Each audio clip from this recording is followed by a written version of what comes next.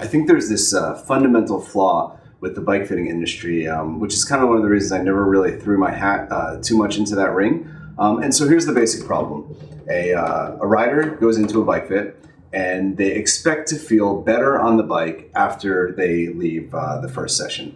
Okay, logical, right? And if you're in a business like bike fitting or coaching, you do want your client to walk away happy. But I think, the problem with that is that a good cycling position takes adaptation.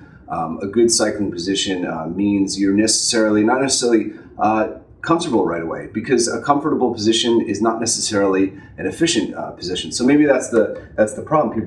People confuse comfortable with efficient. Now, obviously, there has to be some balance. But the thing is, if you have a certain position and you walk in and a bike fitter tweaks you around a little bit, and he puts you into a position that might not be good for you that day, but will be good for you a week or a month or even, depending on how serious you are, a year or even 2 years down the road. That's how they should be thinking about it. They should be thinking about, okay, where does this person want to be in 6 months, and not where does this person want to be when they walk out of my door. So, but it's a problem. I don't really know what the solution is. I know when I used to get fit by my coach, first of all, there weren't any fancy, computers or lasers or whatever. He was very, very good, but he would put me on a trainer. One of the things he would do very simply would be to take the resistance off and have me spin, with absolutely no resistance as fast as I could. And just from that, you see all the flaws are exposed. It's sort of like holding a black light in a hotel room and seeing all the stains on the comforter.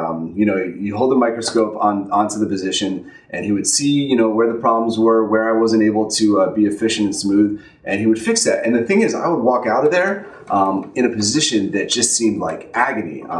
It was like, you got to be kidding me. How am I going to ride like this? But it was, he would put me into a more aerodynamic position. He would put me into a more efficient position. But it required, weeks or even months of adaptation to get to the point where I'm maximizing that position. So obviously, if you're not as serious, if you just want a good position, there's moderation in there. But somehow, in order to really, this profession has gotten kind of a dubious reputation. And somehow, if they really want to kind of fix that and really legitimize the whole operation, there has to be a way for the fitter and for the fitting industry to make the client understand that the best results don't come after just one session. The best results come after the adaptation has been made to the position that the fitter thinks is perfect for that person's body.